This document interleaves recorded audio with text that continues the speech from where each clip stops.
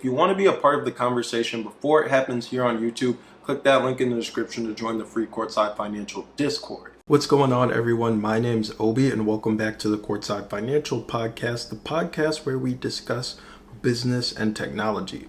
Now, full disclosure, I'm a NIO bull, and it's for that particular reason why I obsess over these broader market shifts. I'm going to share some information today that I guess you can refer to as the perfect storm. This is going to be some super insightful information that is probably good to understand if you're just invested in the EV market, not necessarily even just NIO. But anyways, before we get into the video, you guys know what to do. If you're new to the channel, make sure you hit the subscribe button. If you're returning or new, make sure you hit the like button, click the notification bell icon, leave a comment down below.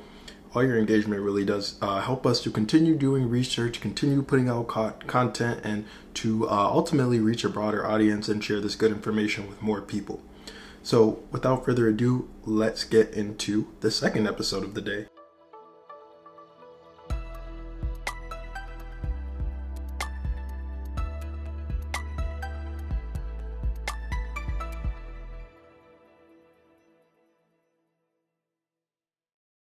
Let's start with the scene that's playing out right now in Germany. Picture this: 25,000 Volkswagen workers holding signs, banners, and blowing whistles while CEO Oliver Blume tells them that there will be no more checks from China. Meanwhile, in Japan, Honda and Nissan are discussing a merger that former Nissan boss Carlos Ghosn calls a panic mode decision. In China, they're revolutionizing the entire industry. So let's put some numbers on this transformation. The global automotive market hit 43.91 million units in the first half of 2024, up 3%. But here's where things get interesting. While China's up 6%, the US is up 2%, India up 8%, Germany up 5%, Japan took a massive hit, down 13%. In this new energy vehicle space, we're looking at 7.39 million units globally, with China dominating at 4.94 million units. That's 66% of global sales, with a 32% year-over-year growth. Now let's talk about why traditional auto giants are sweating.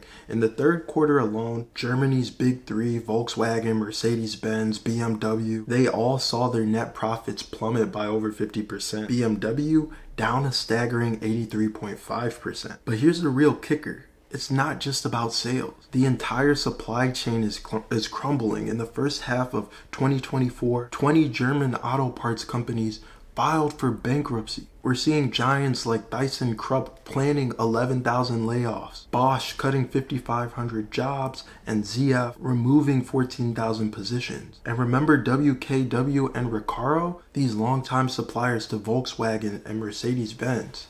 Gone. Now bankrupt. Let's shift gears to Japan, where things are equally fascinating. Nissan just reported a net loss of 9.34 billion yen. They had to slash their full year operating profit forecast from 500 billion to 150 billion yen. The CEO, Makoto Uchida, took a 50% pay cut as well. That's not just belt tightening.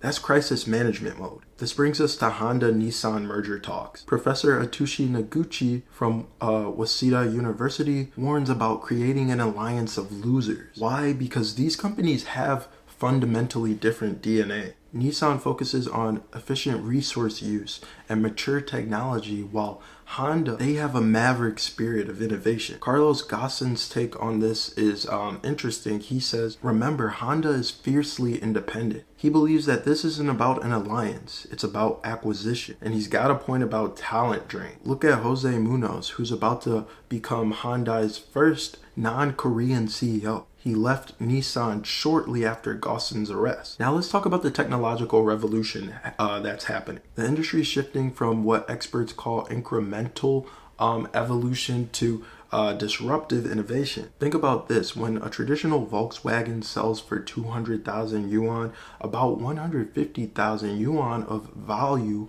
goes to German companies. But with electric, that value is increasingly shifting to Chinese companies. The consumer data is also equally fascinating. A global survey shows that 58% of potential buyers worldwide are interested in Chinese vehicles. But here's the really interesting part.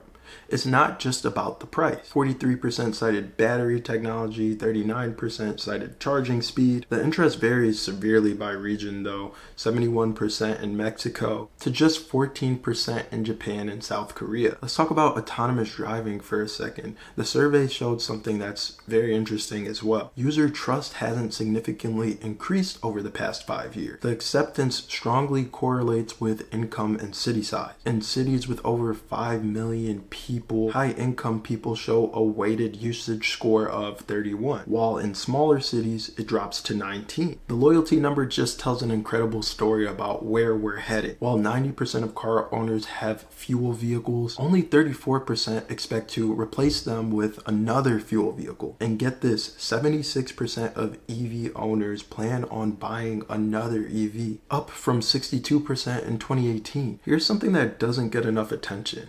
The talent crisis. Traditional auto powerhouses are struggling to find software and electrochemistry talent. When CATL's founder and CEO was asked about European battery companies, he said bluntly, first, their design was wrong, second, their process was wrong, and third, their equipment was wrong. As a NIO investor, watching these seismic shifts in the industry is honestly fascinating. We're not just seeing a transition to electric vehicles. We're watching a complete reorganization of a century-old industry. The value chains are being rewritten, talent is migrating, and traditional powers are struggling to adapt. What we're witnessing isn't just a complete disruption. It's a complete reinvention of how cars are conceived, built, and sold. The winners won't just be those who can build good EVs. It'll be the ones who can navigate this perfect storm of talent, finances, and technology. Anyways, that's all for this deep dive on the auto industry transformation. I hope this was helpful. I think it was, even for me, doing the research for myself. But if you found it to be helpful, useful, insightful, at the very least entertaining, make sure you hit the like button. New here, hit subscribe, click the notification bell icon, and leave a comment down below. Join the Courtside Financial Discord in the link below, to be a part of the conversation before it happens here on YouTube. We'll see you in the next episode. Obi signing off. Thanks for watching.